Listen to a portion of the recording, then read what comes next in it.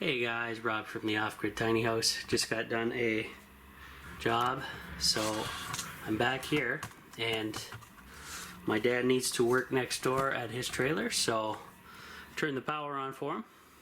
And this black extension cord goes over to his trailer. If you don't know, powers his lights, his tools, whatever he needs. So daytime temps for you guys, and it is nice and cool out. 63 out, guys. We had a whopper of a thunderstorm. We didn't have any damage in town, but it definitely cooled things off. And it's 70 degrees in here, so no air conditioning needed. I'll flip over to Celsius for my European friends. There we go. So, a lot going on today, guys.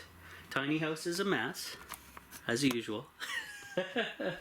So we're gonna go check out the mold control that I had to do to solve this issue.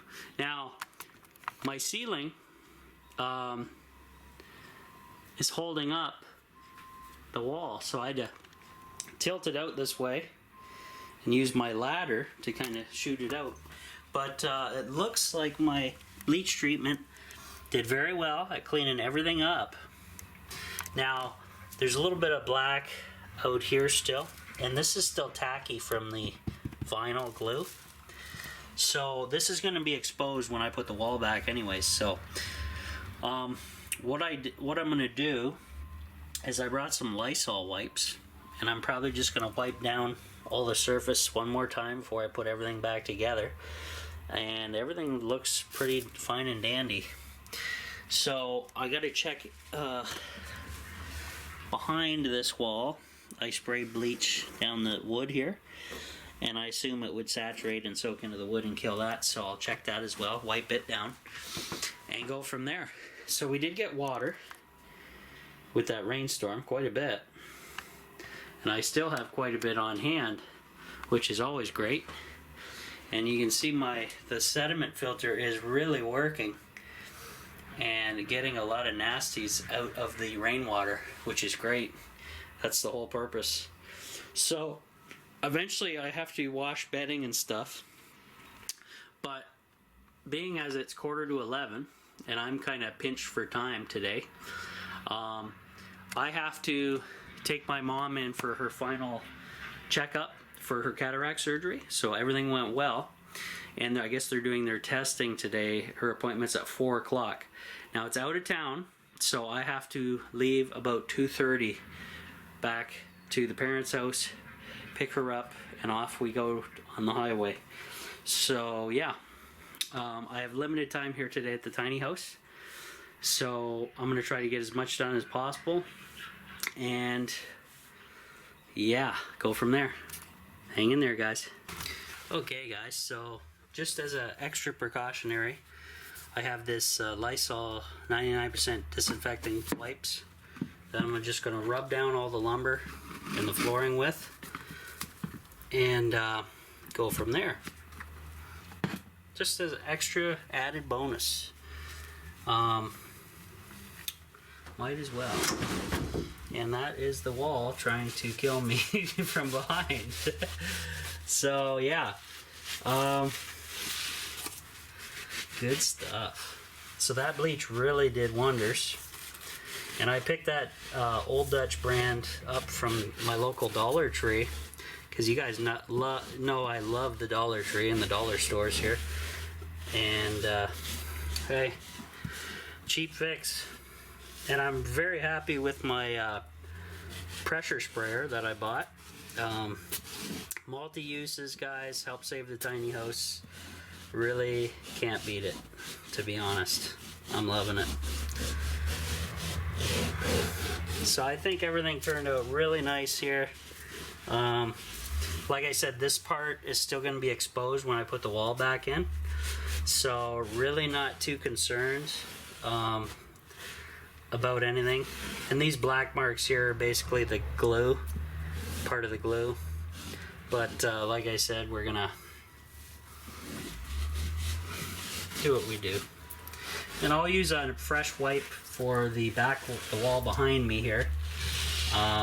just to ensure nothing happens with that. So everything looking pretty snazzy now, guys. And this was the longest running mold issue. Now, I think the saving grace was it only happened when it rained, water infiltration in this particular area. So that's why it wasn't as worse as it could have been, what I thought it was going to be, just horrendous. So definitely saved the tiny house on that one. So I'm going to put the insulation back in the wall and put everything back together as best as I can. Go from there. See you in a bit, guys. Alrighty, guys. So I got to kind of do a balancing act. I'm going to tilt up the wall, and I'm going to just Lysol this with a fresh wipe on the bottom area of the wood where the water was pooling and soaking into this wood. And this has all been bleached. You guys seen on that video, or if you've missed it, you can always go back and check things out. And this is just added precautionary. We're gonna kill any possible remaining nasties before putting it back, and shouldn't have to do this ever again. Once I get the other side of the tiny house done, where the more recent leak was, I'm gonna figure out a plan of what I want to do with the outside rivets. Probably build some type of deflector out of flashing or metal to have no moisture come around the rivets whatsoever in the future, long term. So this doesn't ever happen again here at the Off-Grid Tiny House. And sounds like a plan to me. So let's see. Sorry about the poor lighting, guys, but I am holding a wall up or bent out anyways, so I can work. I'm gonna need another Lysol wipe to continue. That one's just about had it. And you know the sickness is getting over with when all these products like cleaning wipes are readily available and on sale. Because before, this stuff was just gold, and a lot of people made some serious money at the beginning of this whole deal, reselling these at huge prices. Though the government had to crack down, it was so bad. They were just buying like pallet loads of them and then reselling them for double or triple or beyond, right? So it was pretty crazy. But people do what they do. That is for sure. Whoa! That was a little sketchy. But may seem funny I gotta use a ladder to hold stuff up, but when you're alone working, guys, you use what you use. Whatever works is what you do. So I don't mind whatsoever. So I think we're gonna be good here now. I'm gonna have to tilt this back so it holds itself up. And then I'm gonna put the insulation back in this wall here.